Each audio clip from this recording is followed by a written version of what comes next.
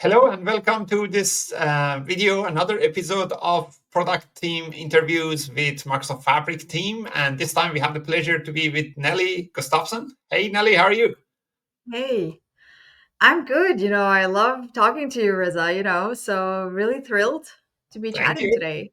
Thank you for your time. We really appreciate that. We had a conversation like about a year ago this time about updates at that time, and really glad to have you here this time. This time is not in person, but still you are giving us your time, which is really valuable. So for our audience to get to know you better, can you please introduce yourself? Which part of the product you are working with? Sure, yes. I lead the PM team Mhm. in Fabric for the data science workload, but we also do a lot of AI experiences. So you may have heard about data agent and AI functions and, um, Copilot in the notebooks we've released, right? So that's what my team focuses on in That, Fabric. that sounds great. And we had a lot of exciting announcement in that area. The Mhm. first one, which is not really product feature, but just the name change. I really like the data agent compared to AI skills. AI skills Yeah, looks like an exam or something, whereas data agent I actually know. means what it is doing. So good on that. Really like that name change. I'm Yeah, sure no, it. you know what? I haven't heard a single person who thought that that was a bad move to change the name. Everyone said that they appreciated it because Yes. it was so hard. Even doing like a search on the web, when Mhm. you search for AI skill, you have to put it in quotes because otherwise you Yeah. find all sorts of Yeah. learning Exams or material. Right? learning materials. Yeah, that's right. Yeah. Yeah. So quite a strange. So that's a good name. So let's talk about some of the updates announcements, Mhm. and there's been a ton. I mean, we had a specific keynote just for the AI functionalities and things like that, and that was really Yeah. nice. But yeah, tell us what are the most exciting things that we should be looking for.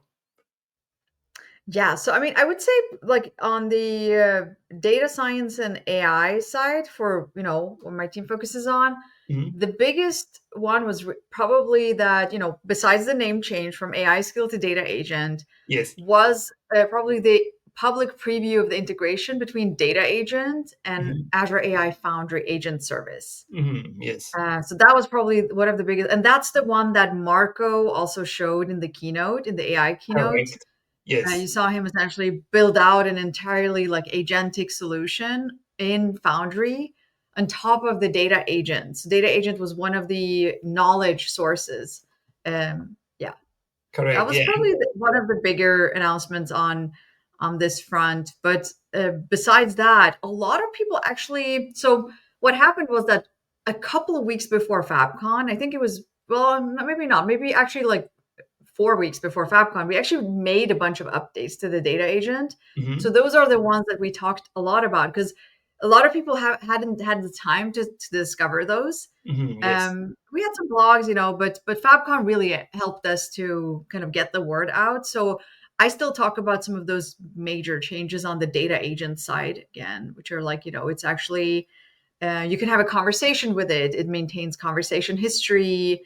We've added, more in the data agent experience. You can see the different steps that the agent takes as it's like reasoning, and some of these experiences are new. So yeah, so there was a lot of these updates, and also multi-data data source support. Because I don't know if you remember, but originally the AI skill supported one single source. You Correct. could add a Yes. lakehouse or warehouse, and now we added support for multiple sources. You can have up to 5, which is new. And then you also can add semantic models and event house KQL databases. So that's also, so Yeah. you kind of mix and match up to 5 sources. Yeah. That is amazing. I mean, both combination of data agents with Azure Mhm. AI Foundry, like now that we see these come together in one scenario, that's really amazing. And also multiple sources, as you mentioned, because like in reality, what we are going to ask probably is not included in one warehouse or one lake house. It might come from multiple sources. So having that ability to combine them together, definitely a good plan. based on what we see in the AI, like all of these AI additions in Microsoft Fabric, where do you see this is going? Do you see this is going more towards, let's say, low code experience in the future, or still this would be a pro developer environment? AI would be mostly there just to help to build that. Oh, you're talking about specifically the data agent or like AI in general? Yeah, AI in general, I would say.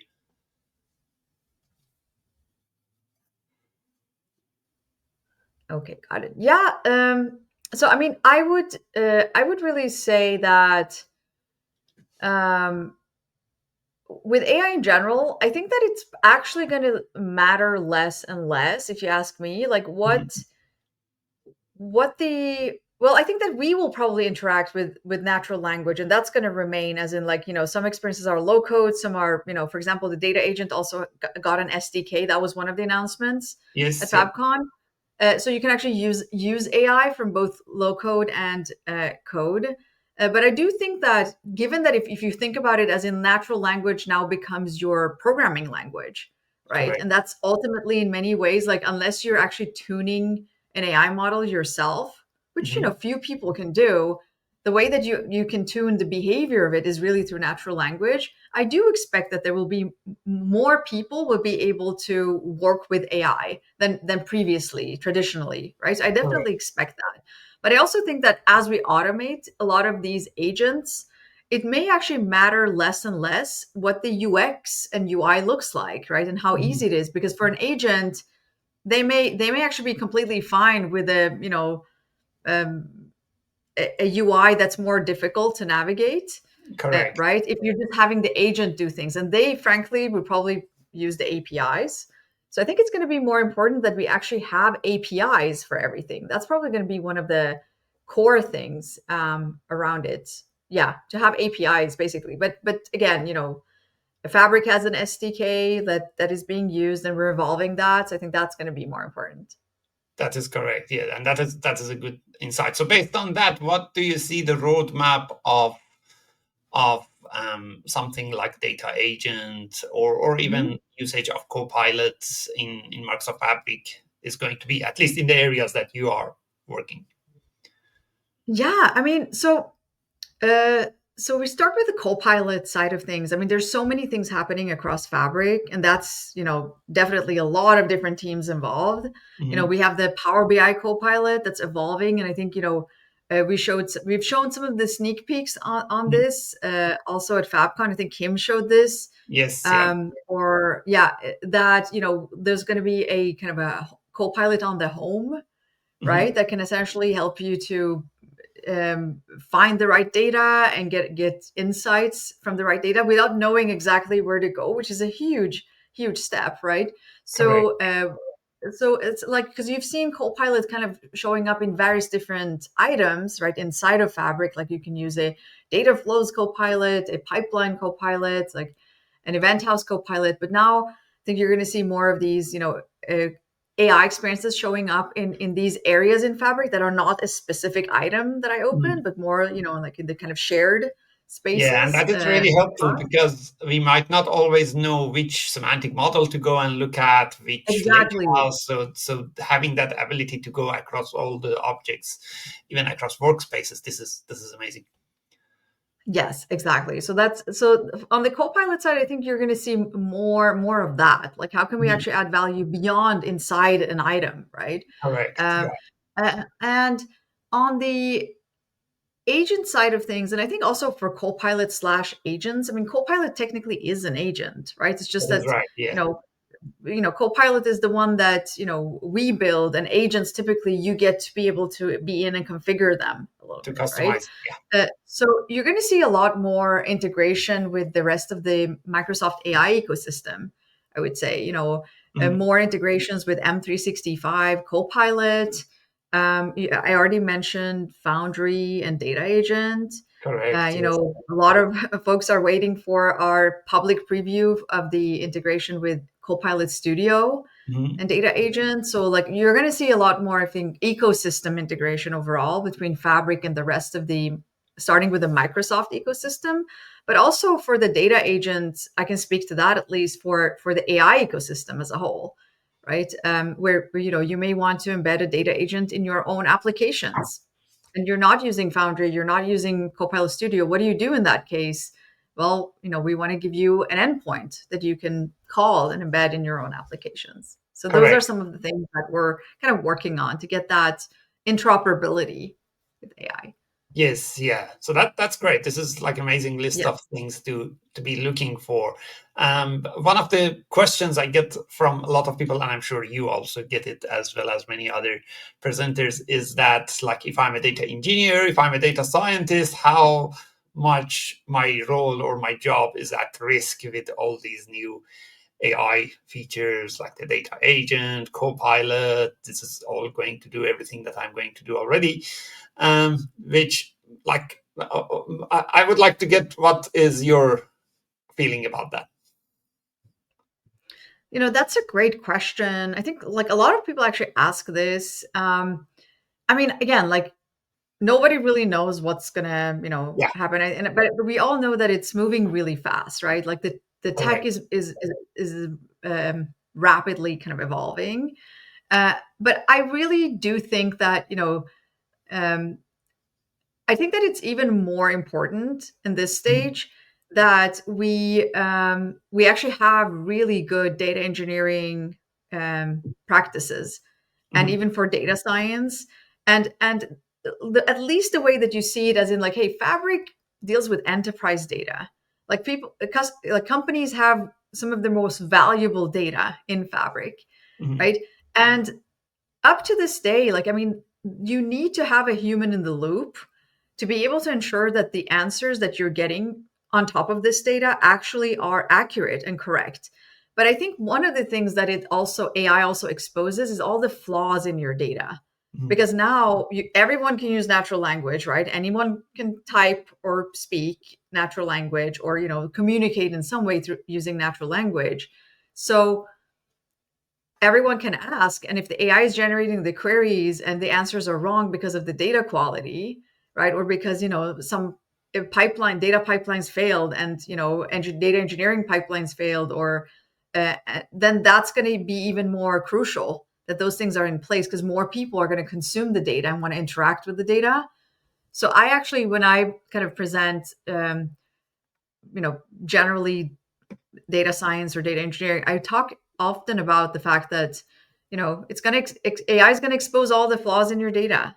So mhm. it's going to be even more important that you have data engineers that actually can work on making sure that the data is looks the way that it needs to be, and that it's of good quality, right? So that's number one. But then longer term, I don't think anyone can really answer anything. But Yeah, I'm a strong believer that AI is going to help us. It's going to help us to have more time to do focus on some of the high value tasks that we do in our everyday jobs, whether you're data scientists or data engineers. So I think it's just going to complement what we already do, and we're going to be able to do much more with AI. So, correct. Yeah, yeah, and that is pretty much the way that I usually explain as well. Like I explain that this helps you to be more productive. Like for example, like that anomalies detection, things like that that you mentioned. We could find things much easier, much faster than what we yeah, used to. As a result, when we are more productive as a developers, the business would grow faster, and there would be more opportunity to do more work. So I see this as a cycle. But as you mentioned, no one is like, we are not Nostradamus. We don't know what is going to happen in the future, right? exactly. Awesome. Is there anything else that you would like to mention here as well? Yeah. So, I mean, we did have a number of other experiences. Like I Mhm. wouldn't, especially since the audience is a lot of data engineers and BI Correct. engineers, and um, I would really also highlight to check out our AI functions. Mhm. Because like we talk a lot about experiences like Copilot or Data Agent, which on the surface seems like a completely no code experience, but we Mhm. have an SDK, and I wanted to kind of highlight some of those features like AI functions to say that if you're a data engineer and you're watching this and you're kind of thinking like, hey, how can I infuse some of, leverage essentially Gen AI and see how it can do data enrichment better or Mhm. some data transformations? I would really encourage you to look at things like AI functions, because it's a very easy way to get started with AI from code. Mhm. And then something that you could probably incorporate in your existing data engineering workflow, especially if you're using Spark or Python in Fabric. And maybe that can spark some interest in exploring more of what you can do from code. Because what I also talk a lot about is that you can actually use AI to get data ready for AI, for, Mhm. Copilot and all of these things. So imagine that, there are ways where you have, I don't know, tables with a lot of text, a lot of reviews or text, where you could even use AI, like AI functions, to summarize some of that, just to make it easier and cheaper For for a the co-pilot to be Copilot, able to go yes, in and reason correct. over, right? And you're saving tokens. It's actually, so there are a lot of, I think, optimizations that you can do by batch process Mhm. data ahead of time to make it ready for other types of AI processing. Correct, So right. that To would be make one kind of other some, thing you should check yeah, out. to Yeah. build some kind of like aggregated view of things so that the Copilot Yes. can get it from there, consume less compute usage. That's a great point. Thank you for mentioning that. And the AI functions are at the moment generally available, or no? They are public preview, I think, right? They're public preview. Yeah, Yes. Yeah. So I mean, we're working towards GA for yeah, sure, and I mean, the general goal is to be able to get to GA with a lot of the AI experiences that I talked about right now, to get to it by, by the end of this year, this yeah. calendar year. So that's what we're working towards. But it's also challenging because the tech is moving so fast, right? With Correct. these, Yes, that something you build, 1 month, maybe 3 months later, it's kind that of is right. Yes, you feel almost like obsolete. You're like, oh, how are we going to GA something? What if this? So there's always a bit nervousness on our side around this. But of course, we want to GA because that's where customers feel confident to adopt it. So, totally. yes, yeah, that is right. That's awesome. One question, like how do you and your team get the ideas about all of these features coming? Like, what is the feature that your customers might need? Is the ideas from the main source, or you also have other sources for this too?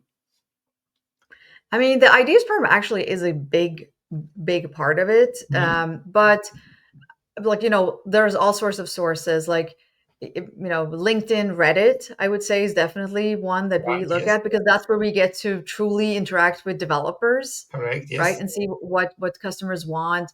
I do a lot of customer briefings as well, and like, just talking to customers, that's how we really learn about it. So um and I would say, especially in the AI space, like, it's very rare compared to other areas that we would look at what competitors are doing and other things, because we Correct. are very focused on, of course, we care about what our competition is doing, but we're actually very more focused on, like, hey, what are the problems that customers want to solve? And Mhm. how can we just help them to solve them better?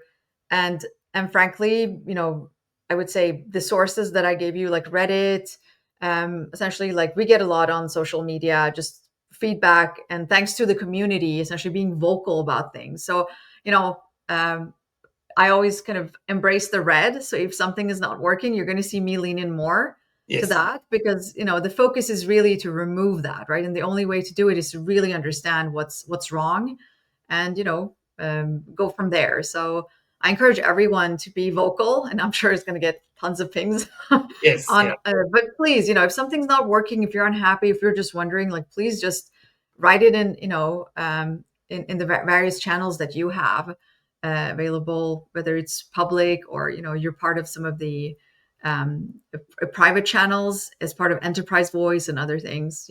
Just encourage everyone to be vocal about it. But we have our tentacles out, Reza. We listen in various Yes. Yeah. different places. Yep, that sounds good. And we'll make sure that we'll put your LinkedIn URL and also the ideas from down in the description below. Yeah. Thank you for your time. Before we close this, any last word you want to mention to our audience? Um, no, I mean, well, one of the biggest announcements at FabCon, I can't believe I forgot this because it's so big, I forgot it, is Oh, that that's it's awesome. already happened, right? We lowered the limit to Oh, use yes, to Gen AI F2. features in Fabric to F2, which is something we wanted to do for some time. And I know you guys have been talking about it too, Yes. as in, like, so please, like if you haven't had access to some of these AI features that I talked about, like data agent or Copilot in Fabric or AI functions, you can use them on F2 for now, and we want to make it available to everyone everywhere. But Yes. for now on F2 and above. So that I hope that's good news for the Yeah, it, community. it is definitely good news. Like when I posted that on LinkedIn, I got a lot of Yeah. feedbacks. That's amazing. One of the questions that I got though was that, well, the Copilot is available on F2, but is Data Agent available as well? Which you mentioned it is available, right? Yeah. Okay. Yes, it is. I think we had a bug on the docs. So there was an error on the docs that should have been addressed right now. But yes, so data agent, Copilot, all the Copilot experiences, as well as AI functions. So anything that's Oh, essentially leveraging our built-in Azure OpenAI endpoint in Fabric. So all the Gen AI features they are all are available. available on F2 and above. Yeah. That's amazing. Awesome. Thank you for reminding that as well. Perfect. Thank you for your time. Really appreciate the time that you provided. And thank you everyone for watching us. It was really good to have you here again. Hopefully, we'll have another call with Nelly some month later with some new updates announcement. Thank you. Yes. Sure. Bye. Thank you. Thanks.